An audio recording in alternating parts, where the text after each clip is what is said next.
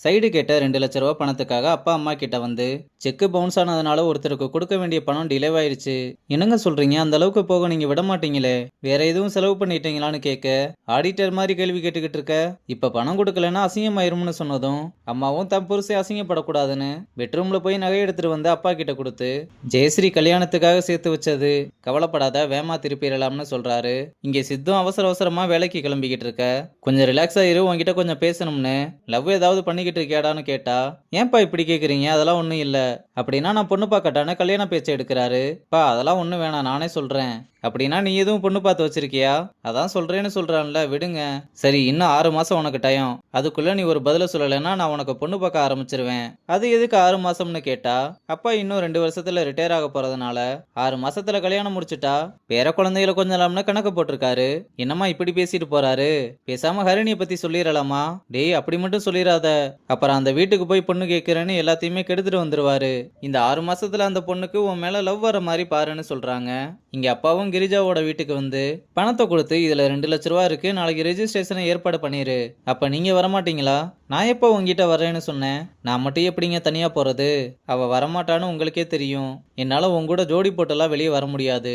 என் நிலைமை எப்படின்னு உனக்கு தெரியும். இப்படி உங்க பயத்தினாலேயே 3-4 வீடு மாறியாச்சுன்னு சொல்ல, இப்ப உனக்கு எங்க இருக்கோன்றது முக்கியமா இல்ல என் கூட இருக்கிறது முக்கியமான பிட்ட போட, உங்க கூட இருக்கிறது தான் முக்கியம்னு சைடும் சமாதானமாகறாங்க. அங்க கட் பண்ணா சித்தோட அம்மா அவனை பாக்குறதுக்காக ஆபீஸ்க்கு வர, அப்ப ஹரிணியை பார்த்தது ரொம்பவே சந்தோஷப்படுறாங்க. ஆனா அதை வெளியே காட்டிக்காம அவளை கூப்பிட்டு, நான் தான் சித்தார்த்தோட அம்மா, இப்ப அவன் எங்க இருக்கான்னு கேட்க, ஸ்டீஃபனும் வேகமா வாங்க நான் கூட்டிட்டு போறேன்னு சொன்னா, நீ போய் உன்னோட வேலையை பாருன்னு அசிங்கப்படுத்திட்டு ஹரிணியை கூப்பிட்டு போறாங்க. அவளும் சித்தோட கேபினுக்கு கூப்பிட்டு வர, என்னம்மா ஏதோ ஒரு பொண்ணு கூட பேசிக்கிட்டு இருக்கான், ஏதாவது முக்கியமான மீட்டிங்கா? மீட்டிங்லாம் ஒன்றும் இல்லை ஆண்டி, ஆஃபீஸ் முடிகிற வரை இப்படி தான் பேசிக்கிட்டு இருப்பாங்க. இருங்க நான் போய் என்னன்னு கேட்குறேன்னு உள்ள வந்து, உங்களை பார்க்க ஒரு கெஸ்ட் வந்திருக்காங்க, யாரா இருந்தாலும் வெயிட் பண்ண சொல்லுங்க, முக்கியமான ஒரு ப்ராஜெக்டை பத்தி பேசிக்கிட்டு இருக்கோம்.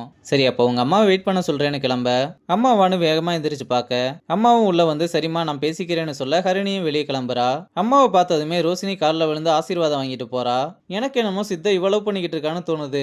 என்னம்மா திடீர்னு வந்திருக்க? உன் ஆளை பார்த்துட்டு போலாம்னு தான்டா வந்தேன். நேர்ல சூப்பரா இருக்காடா. எனக்கு அவ தான் மருமக. அடப்போமா, அவளுக்கு தான் என் மேல ஃபீலிங்ஸே இல்ல. டேய் அதெல்லாம் இருக்குடா.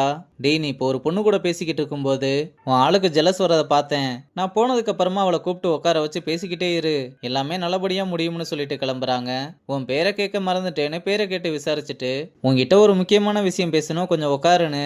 என் பையன் அந்த பொண்ணு கூட அவ்வளவு நெருக்கமா பேசிக்கிட்டு இருக்கான். லவ் ஏதாவது இருக்கா? இல்ல இல்ல லவ்வெல்லாம் பண்ணல. அவரோட டைப் அவ இல்லைன்னு சொன்னதும், அப்ப அவனோட டைப் யாருன்னு கேட்க ஹரிணி அப்படியே ஸ்டன் ஆயிடுறா. அப்புறம் என் பையன் அந்த பொண்ணோட பேசுறானா இல்லையான்னு தெரிஞ்சுக்கணும்ன்றத காரணமா வச்சு ஹரிணியோட நம்பரை வாங்கிடுறாங்க. இங்க ஜக்கு ஒரு பார்ட்டியில டிஜேவா பாட்டை போட்டு வைப் பண்ணிக்கிட்டு இருக்க. அந்த பார்ட்டிக்கு மதுவும் வந்திருக்கா. அவளை பார்த்ததுமே நம்ம பையன் உறைஞ்சு போய் நிக்கிறான். அவளும் ஜக்குவை பார்த்ததும் ஹாய் சொல்ல, அவனும் ஹாய் சொல்லி பாட்டை நிப்பாட்டிட்டு, அவ அன்னைக்கு அவளுக்கு பிடிச்ச பாட்டை பிளே பண்ண முடியுமான்னு கேட்டிருப்பாள், அந்த பாட்டை இப்ப பிளே பண்ணி விட அவளும் அதை கேட்டதுமே ரொம்ப சந்தோஷப்படுறா.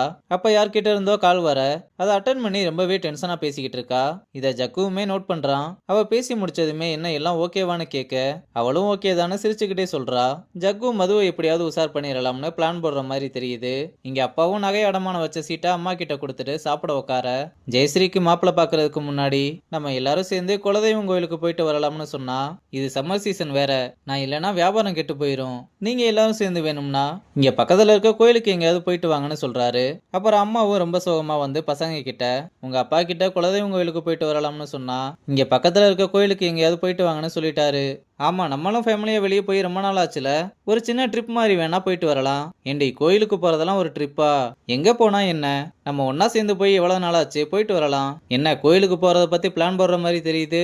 சரி நான் வரலைன்னா உங்க மனசெல்லாம் கஷ்டப்படுமேன்றதுனால ஒத்துக்கிறேன்னு சின்ன வண்டு ஓகே சொன்னதும், அப்புறம் எல்லாரும் சேர்ந்து ஜெயஸ்ரீ கிட்டையும் கேட்க அவளும் சரின்னு சொல்றா. அப்புறம் ஹரிணி பெட்ரூம்ல நகை சீட்டு இருக்கத பார்த்துட்டு கீழே வந்து அப்பா கிட்ட அவளோட ஏடிஎம் கார்டை கொடுத்து, உங்களுக்கு தேவைப்படும் போது யூஸ் பண்ணிக்கோங்கன்னு சொல்ல, வீட்டை நான் பாத்துக்கிறேம்மா, நீங்க சம்பாதிக்கிறத உங்க ஃபியூச்சருக்காக சேர்த்து வச்சுக்கோங்கன்னு சொல்றாரு. நான் கொடுத்தா வாங்க மாட்டீங்க, ஆனா நகையை மட்டும் அடமானம் வைப்பீங்கன்னு கேட்டதும் அப்பா உடனே அம்மாவை பார்க்க, அம்மாலாம் ஒன்னும் சொல்லலப்பா, நகை சீட்டு இருக்கத பார்த்தேன். ஏன்பா உங்களுக்கு ஒரு பிரச்சனைனா எங்க கிட்ட கேட்க தயக்கமா இருக்கா? கேட்கறதுல கௌரவ குறைச்சல்லாம் ஒன்றும் இல்லம்மா, எந்த ஒரு பிரச்சனையா இருந்தாலும் என்னாலே பாத்துக்க முடியுன்ற ஒரு நம்பிக்கை அவ்வளவுதான், நீங்க இதை பத்தியெல்லாம் கவலைப்படாதீங்கன்னு சொல்றாரு. இருந்தாலும் பரவாயில்ல, எமர்ஜென்சிக்காக வச்சுக்கோங்க, அப்படி கொடுக்கறதுனா உங்க அம்மாட்ட கொடு. சரி அம்மா கிட்ட கொடுக்குறேன், ஆனா உங்களுக்கு எப்ப தேவைப்படுதோ அப்ப கண்டிப்பா வாங்கிக்கணும்னு சொல்லிட்டு போறா. அப்புறம் அப்பா கடையில இருக்கும்போது கிரிஜா கால் பண்ணி ரிஜிஸ்ட்ரேஷன் பண்றதுக்கு விட்னஸ் யாரையாவது கூப்பிட்டு வர சொல்றாங்கன்னு சொல்ல, நான் தான் வர முடியாதுன்னு சொன்னேன்ல, பொண்ணை கூப்பிட்டு போயிட்டு வா. இல்லங்க அவ வேலை இருக்குன்னு சொல்லிட்டு போயிட்டா, என்னால எங்கேயும் வர முடியாது, சொன்னா புரிஞ்சுக்கோ. என் இடம் எதுன்றது எனக்கும் தெரியும், இருந்தாலும் சில நேரம் அதை மறந்து அதிகமா ஆசைப்பட்டுறேன். சரி பரவாயில்ல நான் பாத்துக்கிறேன்னு சொல்லிட்டு காலை கட் பண்றாங்க. அப்புறம் அப்பாவும் வேற வழி இல்லாம ரெஜிஸ்ட்ரேஷன் ஆபீஸ் வந்து எல்லாம் சீக்கிரமா முடிஞ்சிரும்லன்னு யாருக்கும் தெரியாம எல்லாத்தையுமே முடிச்சிட்டு போயிடலாம்னு பார்த்தா, அப்பாவோட கடையில வேலை பார்க்கறவரோட அண்ணன் அவரை பார்த்ததுமே நல விசாரிச்சுட்டு வீடு நம்மளுக்கான்னு கேக்குறாரு. இல்ல என் ஃப்ரெண்டோட ஒய்ஃபுக்குன்னு சமாளிச்சுட்டு கையெழுத்த போட்டு முடிச்சு வேகமா வெளியே வந்து கிளம்பலாம்னு பார்த்தா, டாக்குமெண்ட்டை மட்டும் வாங்கிட்டு போயிடலாமான்னு கேட்க, அதெல்லாம் உடனே கிடைக்காது, யாரையாவது விட்டு வாங்கிக்கலாம், ஃபர்ஸ்ட் வேற யாராவது பாக்குறதுக்கு முன்னாடி வீட்டுக்கு போலாம்னு அவசர அவசரமா கார்ல ஏறி கிளம்புறதோட இந்த எபிசோட முடிச்சிருக்காங்க.